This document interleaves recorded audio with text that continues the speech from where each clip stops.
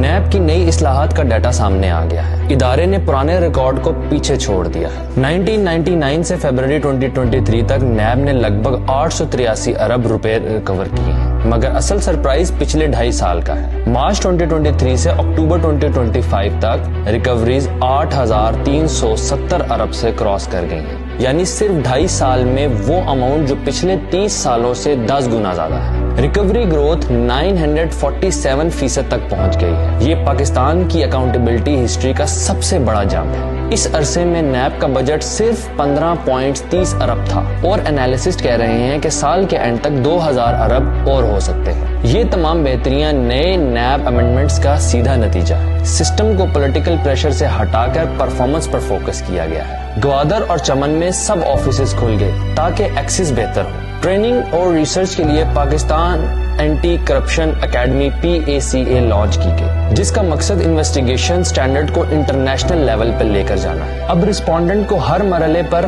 سنوائی کا حق ملتا ہے اور آئیڈینٹی کیس کے فیصلے تک سیکیور رکھی جاتی ہے۔ پارلیمنٹ اور بیوروکریسی کے لیے الگ فیسیلیٹیشن سیلز بنائے گئے۔ بزنس کمیونٹی کے لیے ڈیڈیکیٹڈ سپورٹ سیل بھی آپریشنل ہے۔ گواہوں کے بیان اب الیکٹرانک ریکارڈ ہوتے ہیں۔ فائنینشیل ڈیٹا کا انالیسز آرٹیفیشل انٹیلیجنس کے ذریعے کیا جاتا ہے۔ اگر کیس میں کوئی کمی نظر آئی تو ہائی لیول کمیٹی اسے فوراً ریویو کرتی ہے۔ صرف ایک مہینے میں کمپلینٹ 2300 سے گر کر 1600 پر آ گئی، یعنی اسکریننگ پروسیس پہلے سے زیادہ سخت اور ٹرانسپیرنٹ ہو چکا ہے۔ لینڈ ڈائریکٹوریٹ نے 4.65 ملین ایکڑ ریاستی زمین ریکور کی، جس کی قیمت تقریباً 8000 ارب روپے بنتی ہے۔ پونزی اور ہاؤسنگ فراڈ میں 1,21,000 لوگوں کے 126 ارب روپے واپس ملے۔ منی لانڈرنگ کے 21 بڑے کیسز میں 118 ارب کے ایسڈ انڈر انویسٹیگیشن ہے، اور انٹرنیشنل کارپوریشن مضبوط بنانے کے لیے نئے ملک کے ساتھ ایگریمنٹ سائن ہو چکے ہیں۔